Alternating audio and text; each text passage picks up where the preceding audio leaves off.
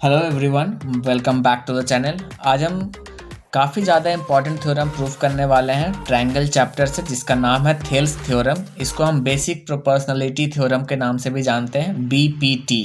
ये काफ़ी ज़्यादा बार बोर्ड एग्जाम्स में लगातार पूछते आया है या फिर एक साल बीच करके पूछते ही आया है। तो चलिए सबसे पहले देखते हैं कि थ्योरम बोल क्या रहा है। थ्योरम ये कह रहा है कि if a line is drawn parallel to one side of a triangle to intersect the other two side. यदि एक लाइन हम पैरेलल खींचते हैं, किसके पैरेलल, किस ट्रायंगल के किसी एक साइड के पैरेलल खींचते हैं और अगले दो साइड को वो इंटरसेक्ट करता है किसी खास पॉइंट पे, then the other two sides are divided in the same ratio.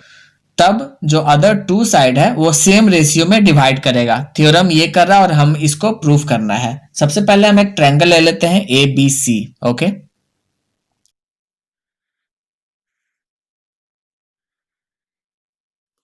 ये हो गया हमारा ट्रायंगल। इसका नाम दे देते हैं हम ए बी और सी।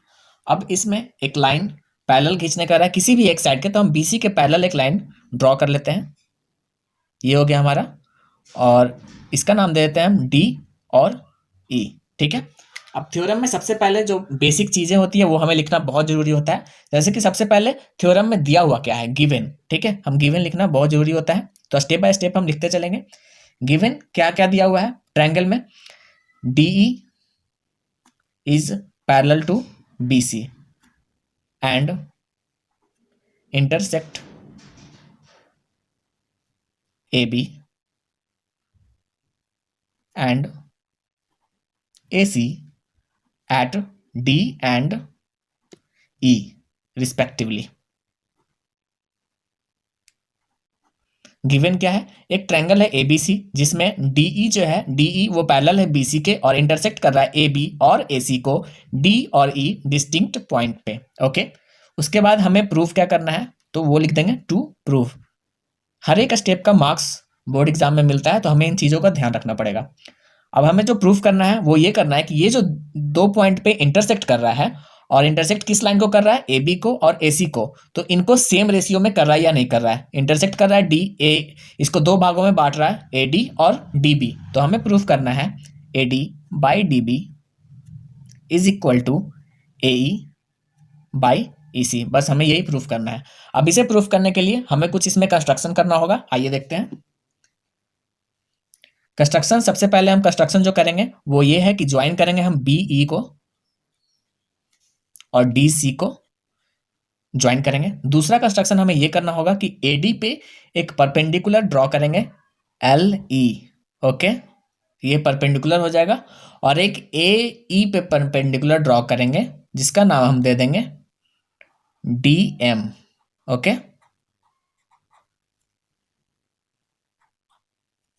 All right. तो हम इसको भी, इस स्टेप को भी लिख देते हैं। कंस्ट्रक्शन सबसे पहले लिखेंगे।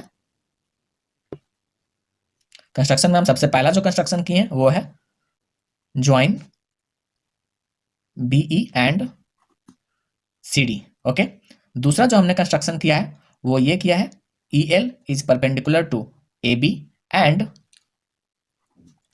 D M is perpendicular to A C. Okay, अब हमें प्रूफ करना है। आइए देखते हैं प्रूफ। प्रूफ करने के लिए हम सबसे पहले देखें कि हमें प्रूफ क्या करना है। प्रूफ करना है A D by D B equal to A E by E C. तो सबसे पहले हम ए डी को देख लेते हैं।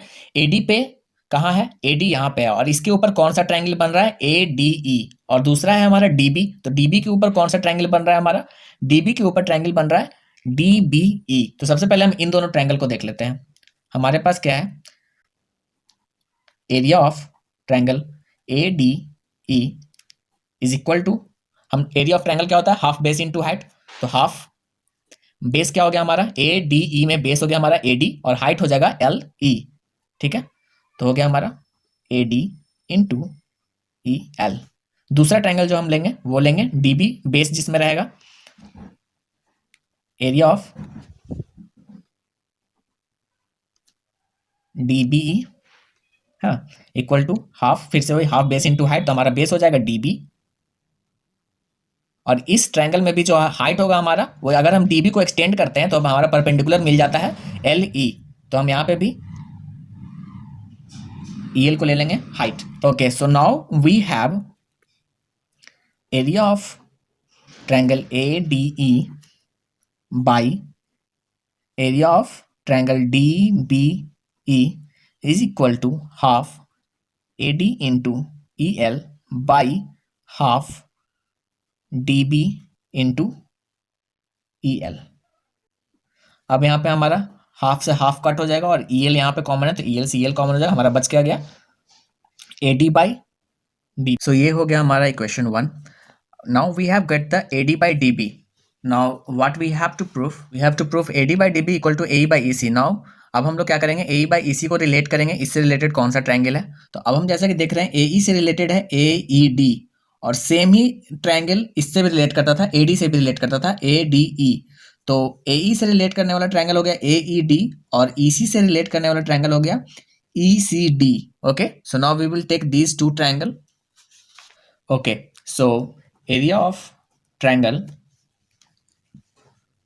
ए D E is equal to area of triangle A E D, क्योंकि दोनों सेम ही ट्रायंगल है। ट्रायंगल ए डी ई और triangle A E D equal है दोनों।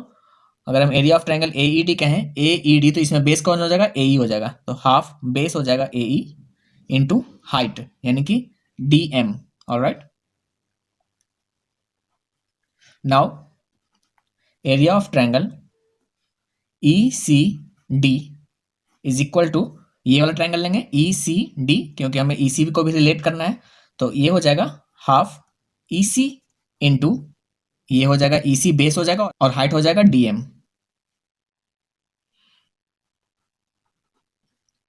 Okay, so now what we have got, area of triangle ADE by area of triangle ECD is equal to half AE into DM by half EC into DM। now क्या हो जाएगा, ये दोनों common है, cut जाएगा और हमें क्या मिल जाएगा AE by EC। Okay, so this is the equation number 2।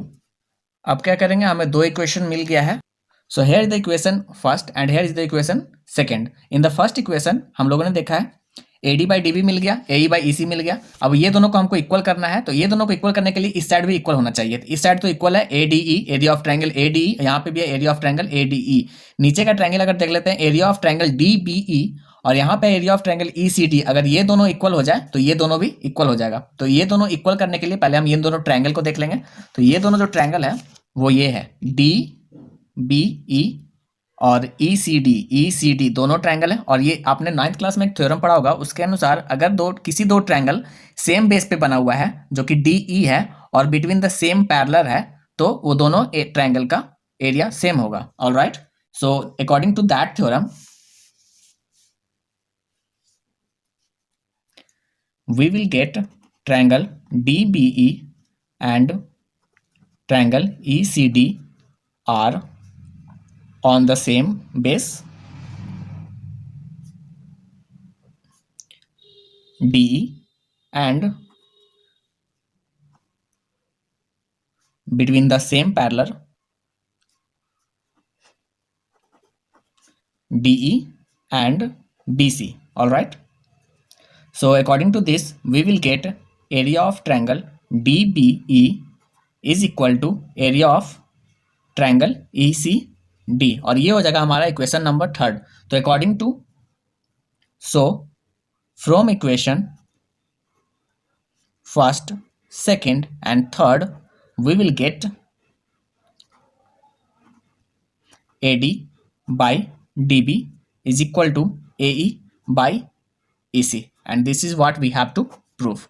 Okay, so these are the very easy steps। दिखने में काफ़ी लंबा लग रहा होगा बट काफ़ी इजी स्टेप है अगर आप तोड़ के इसको पढ़ते हो। ठीक है, हो सकता है आपको एक बार में ना समझ आए, वीडियो को दोबारा देखिए और इससे रिलेटेड, इससे बेस्ड जो क्वेश्चन है उसको सॉल्व कीजिए, तो फिर आपको ये क्लियर हो जाएगा बिल्कुल। एक बार फिर से मैं रिवाइज कर देता हूँ कैसे इसको आप स्टेप बाय स्टेप लिखोगे। हमें प्रूफ क्या करना है ये देखना है, A D by D B equal to A E by E C. अब बस कुछ नहीं करना है, A D by D B से रिलेटेड जो भी ट्रायंगल बन रहा है उसको इक्वल कर देना है। ए डी अगर बेस ए डी मानते हैं तो ए डी ई ये ट्रायंगल हो जाएगा, डी बी बेस मान लेंगे एक बार तो डी बी से डी बी ई हो जाएगा। इन दोनों को इक्वल कर देना है। दूसरा इक्वेशन में क्या करना है, ए ई बाई ई सी को कर देना है। AE से ये ट्रायंगल बनता है और EC से ये ट्रायंगल बनता है, इन दोनों को इक्वल कर देना है बस। और lastly first second third equation के थ्रू ये इक्वल हो जाएगा। बस इतना इजी सा स्टेप है, एक दो बार प्रैक्टिस करने से क्लियर हो जाएगा। So I hope you liked the video. So please subscribe to the channel and thank you for watching. Have a good day ahead. Bye bye. Bye bye, tata, good bye, खत्म।